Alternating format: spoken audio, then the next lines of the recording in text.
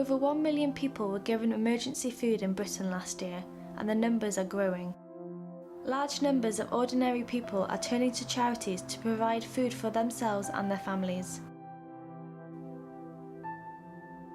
The food bank feeds the front line of food poverty and meets those who are struggling to survive, suffering in silence and going hungry on a daily basis.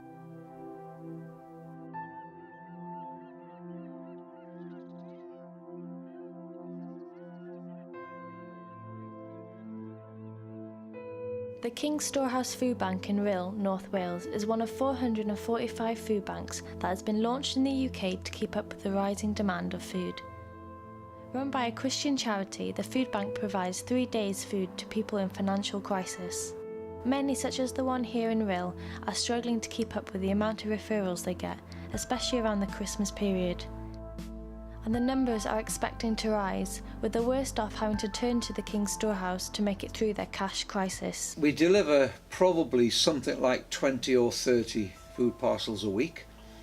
The demand is growing, although this period that we're entering into now, heading up towards Christmas, it will go mental.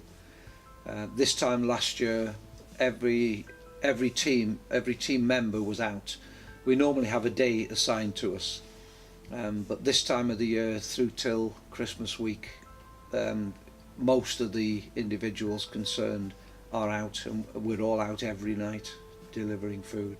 We have addicts of various substances.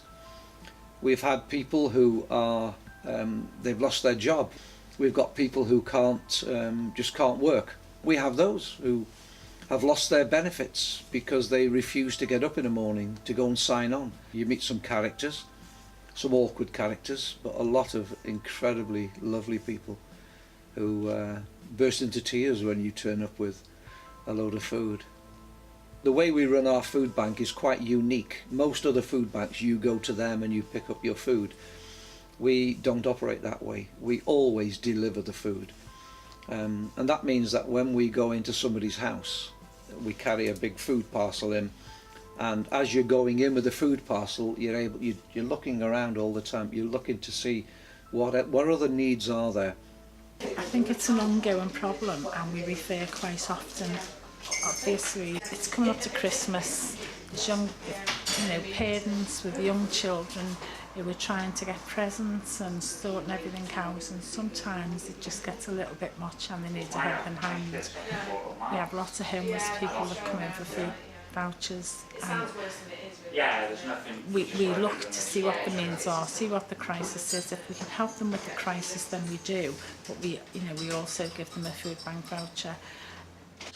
And with relationships, sometimes the relationship will break up. One of the partners will leave, and often one of the partners is left without any money or anything like that. A couple of Christmases ago, my husband left us with no money, so it was either feed my kids or heat my home. So basically, you're going to feed your kids. I was sending the kids to bed with like dressing gowns and jumpers and socks and stuff on them, and which is not a nice thing really.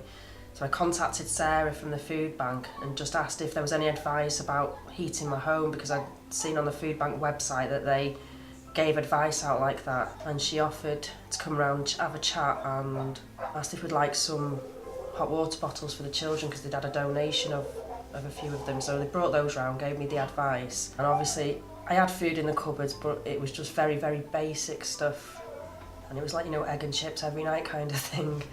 Kids didn't mind, but as a mother you don't really want to feed your kids that every night. They gave me advice about draft-proofing my home, buying door excluders and keeping your curtains closed and things like that. Brenda was delighted when she received her food parcel. It was more a Christmas hamper, so there's everything there for a chicken dinner, puddings and biscuits for the kids, some chocolate, tea bags, sugar, UHT milk. It was like everyday things. We wouldn't have had a nice Christmas, that's for sure. We'd have been sat in our pyjamas with coats on and hats on, and it was that cold in here. Might have been beans on toast for Christmas dinner, because I didn't want my family to know how bad it was, so I didn't invite them round or anything like that. It's not just the lack of food, it's the feelings that go with it. Ashamed. So I'm crying, I was very ashamed, because it's not something you want to do, is it? Yeah. None of my family knew how bad it was. Sorry. If you want to stop at any point, Yeah, we can take a break if you like. Over 13 million people in the UK do not have enough to live on, with many, such as Brenda, finding themselves living below the breadline through sheer bad luck.